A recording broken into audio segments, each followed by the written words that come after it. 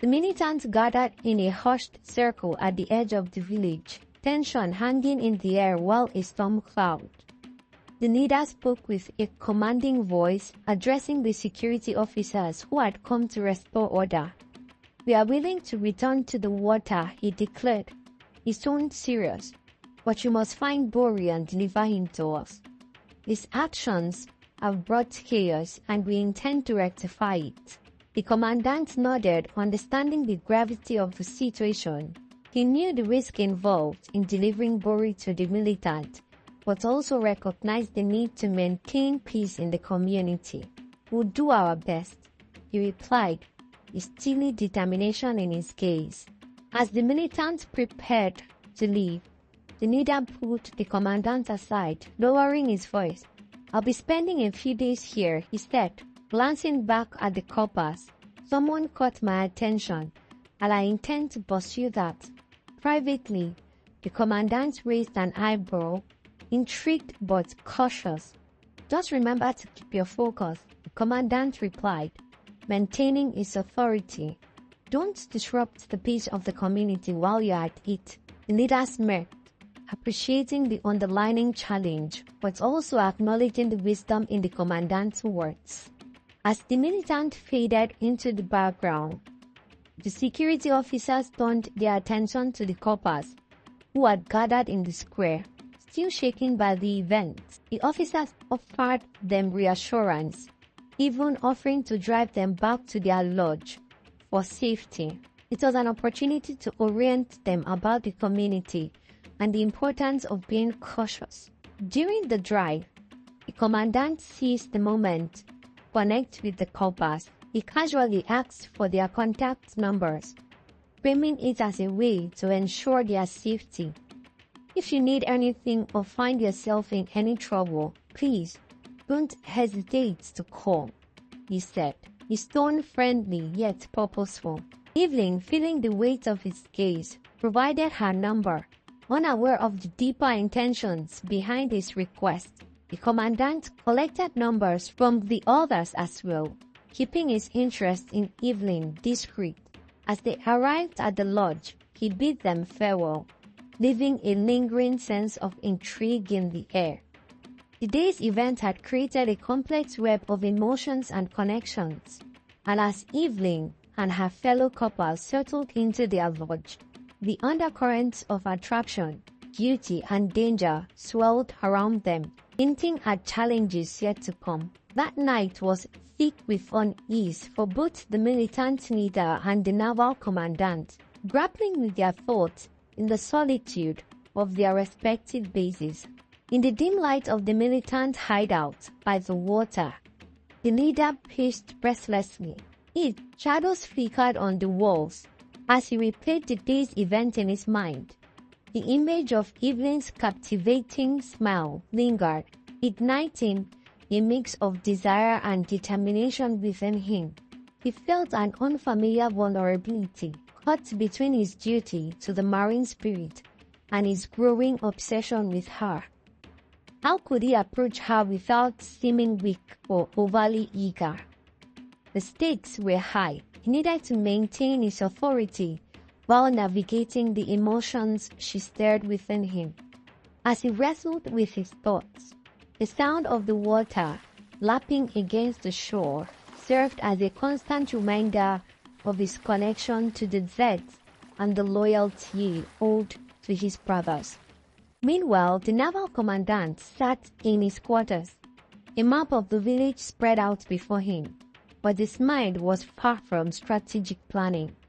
Instead, it was filled with visions of Evelyn, her grace, her intelligence, the way she held herself amidst the chaos. Each thought of her drew him deeper into a longing he hadn't anticipated. He knew he had to tread carefully, not just for his own sake, but for the sake of the peace in the community. The military and the militants were both unpredictable forces, and he couldn't afford to let his attraction disrupt the delicate balance. How could he approach her without raising suspicions for creating further tensions?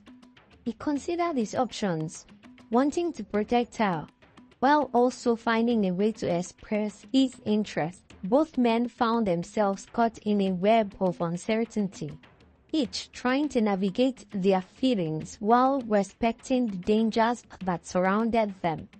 As the night deepened, their thoughts of Evelyn became an obsession, a spark that illuminated the shadows of their respective worlds, foreshadowing the complicated path that lay ahead.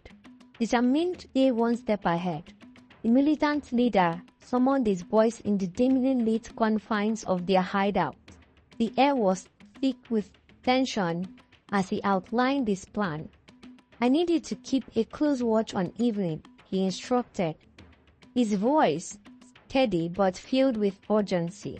"Gather intel, find out who she interacts with, what she does. I can't afford to appear weak, not to her, and certainly not to you." His boys nodded, understanding the importance of the task. The leader wanted to maintain his reputation as a formidable force, not just among his peers, but also in the eyes of Evelyn. He needed to know everything, her routines, her interactions, and any potential threats to his claim on her attention.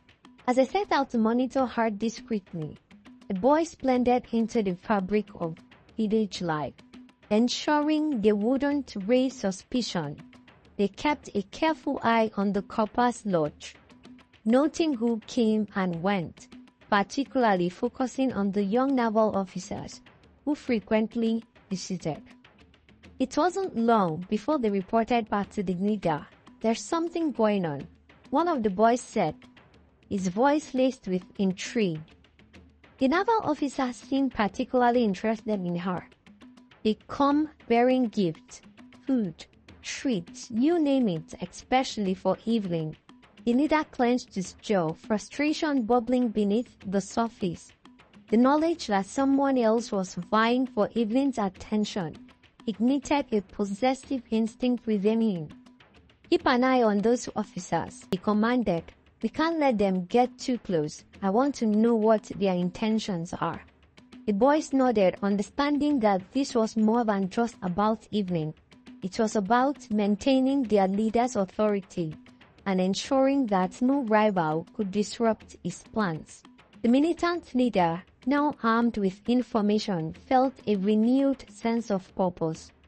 He would use this intel to navigate his approach with Evelyn carefully, making sure to position himself as her protector while also outsmarting competition.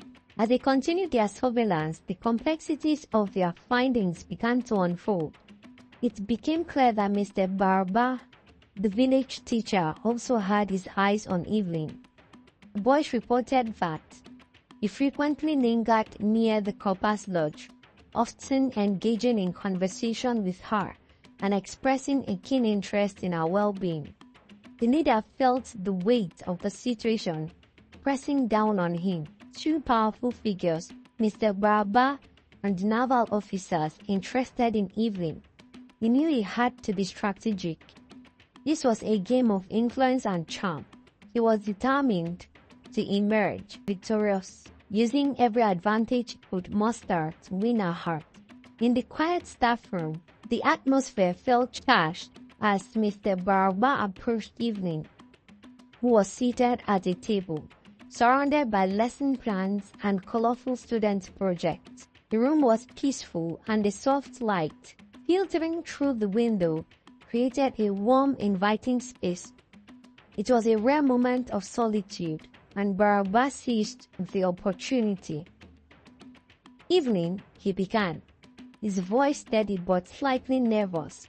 He leaned against the door frame, trying to maintain his composure despite the flutter in his chest. "I've noticed how well you connect with the student. Your lessons really bring them to life." Evelyn looked up, her bright eyes meeting his with genuine warmth. "Thank you, Miss Barba. I love teaching them. They have so much potential, and it's a joy to see them excited about learning," she replied, her voice smooth and melodic. As she spoke, her body language was open. She leaned slightly forward, her attention fully on him, This small gesture endeared her to Baraba even more, igniting a spark of hope in his heart. Feeling emboldened by her presence, Baraba took a step closer. "I was wondering if you would like to join me for a walk tomorrow. There are some beautiful spots around the village I think you would enjoy," he suggested, his mind racing with possibilities of what he wanted to say. He was determined to finally express his feelings, but the fear of rejection lingered at the back of his mind. "I would love that," Evelyn replied, a smile brightening the room. The way she responded sent a rush of warmth through Baraba. He felt completely smitten, and for a moment the weight of his fears lifted. Meanwhile, across the village at Ikuru town, the naval commandant was also navigating his growing interest in Evelyn. After their initial meeting, he began to call her more frequently, each conversation laced with subtle hints of his affection. "Evelyn," he would say, his tone light yet intentional, "I hope you're settling in well. If you ever need anything or just want to chat, don't hesitate to reach out." As the days passed, his calls became a routine, each one leaving Evelyn with a flutter in her heart. She appreciated his concern and found herself looking forward to their conversations, unaware of how deeply both men were becoming entwined in her life. The next day promised to be pivotal, with Baraba's hopeful invitation and the naval commandant's persistent interest, creating an intricate web of emotions. Each man was determined to win Evelyn's heart, but neither fully understood the complexity of the feelings they were stirring within her, setting the stage for a delicate dance of attraction, rivalry, and ultimately, choices yet to be made. The militant leader's boys were on high alert, their eyes and ears turned to every whisper in the village. As they shadowed Evelyn discreetly, they overheard her chatting with a fellow copper about her plans to meet Mr. Baraba the next day. The news ignited a fire of urgency within them. The leader had made it clear that they couldn't let any rivals get too close to her, especially someone like Baraba, who already had a foothold in her heart. Without pausing to think through their actions, boys hastily devised a plan. "We need to act fast," one of them said, coursing through him. "If she's meeting him, we can't let that happen." They quickly grabbed their weapons, fueled by a mix of loyalty to their leader and a reckless desire to assert their dominance. The following day, as Evelyn made her way to the meeting spot, a sense of excitement mingled with nervousness filled her. She walked with a lightness in her step, unaware of the danger that lurked nearby. Suddenly, chaos erupted around her. The militants emerged from the shadows, guns raised. The fire shot in the air, the loud bangs echoing through the village and sending shock waves of fear rippling through the crowd. Evelyn's heart raced as panic set in. The deafening gunfire caused her to freeze momentarily, but instinct quickly took over. In a desperate attempt to find safety, she turned on her heel and ran, her feet carrying her towards the nearby sacred forest, place she had only heard about in stories. As she plunged into the dense underbrush, she felt a sense of disorientation. It wasn't until she was deeper within the trees, surrounded by towering trunks and thick foliage, that the realization struck her. She had fled into a place she had been warned to avoid.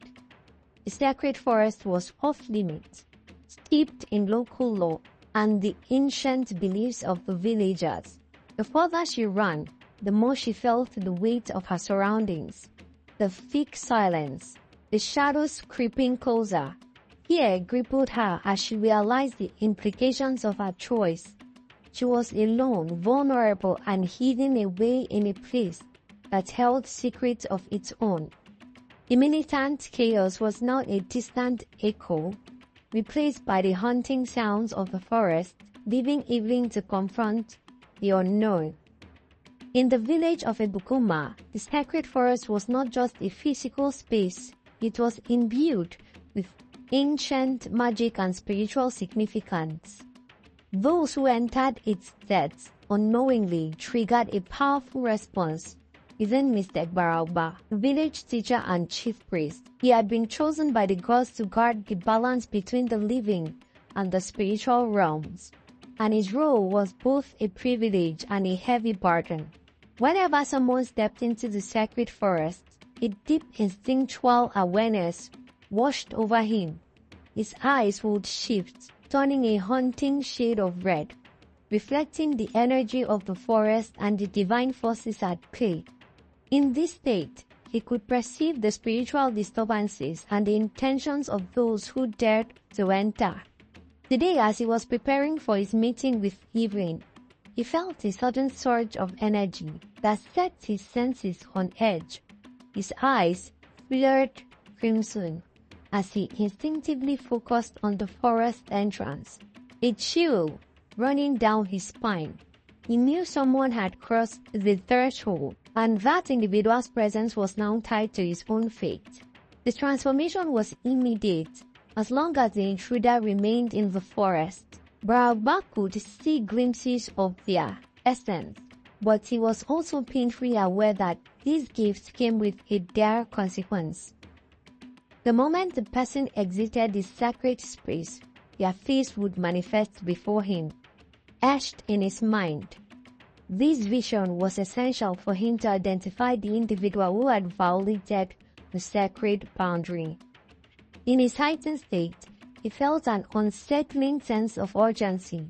The gods had granted him this insight not just to protect the forest but to ensure that those who entered with ill intentions faced the consequences of their actions. A sacrifice was often required to maintain the balance, and he knew he would have to act quickly, but the presence of outsiders could disrupt the harmony of their village. As he prepared to gather his thoughts and strategize, his heart raced with worry. He was conflicted, caught between his feelings for Evelyn and the responsibilities that weighed heavily on his shoulders. If she were the one who had entered the forest, it would be a painful decision to make, but as a protector of the community, he understood that the gods demanded accountability for every trespass. Barauba stood, heart pounding, awaiting the moment when the intruder would reveal themselves. He hoped, more than anything, that it would not be Evelyn. But the thought of sacrificing someone he cared for was a torment he could hardly bear. The militant leader boys, filled with dread as they realized the gravity of their action in chasing Evelyn into the sacred forest, hurried back to their leader, their faces pale with fear. They could sense the ominous weight of what they had done. Their leader, feeling the tension, instructed them to wait at the river bank while he contemplated how to salvage the situation. Deep down, he recognized Evelyn's options were dwindling, and a dark thought crossed his mind. He would gladly replace the boys for her as a means of appeasing the gods. Meanwhile, Evelyn, trembling with fear, burst out of the sacred forest and ran back to the lodge. Her heart racing, breathless, she recounted her harrowing experience to her fellow coppers, who listened with wide eyes, their expression shifting from shock to concern. They loved her dearly, and the realization of her danger sparked a surge of urgency among them. Quickly, they brainstormed on an escape plan, hoping to shield her from any further harm. In a flurry of determination, they decided to call the commander, who responded with fury upon hearing the news. He vowed to visit their town the next day, bringing along security agents, having also heard the gunshots from their base. The weight of the situation pressed heavily on everyone as they prepared for the confrontation that lay ahead. As soon as Evelyn fled the sacred forest, Teacher Baragba, still reeling from the chaos, regained his composure. The identity of the person who had desecrated the sacred ground suddenly became clear to him, and a wave of despair washed over him. He fell to his knees, weeping profusely, his hands pressed to the earth as he chanted desperate pleas to the gods. He understood the gravity of the situation. The spirit that guarded the sacred bush now possessed him, demanding a verdict. Though it was his duty to act, the weight of the responsibility felt overwhelming. Tears streamed down his face as he implored for mercy, knowing that the consequences of their actions could be dire, both for himself and for those involved. The air around him crackled with tension, a reflection of the turmoil within.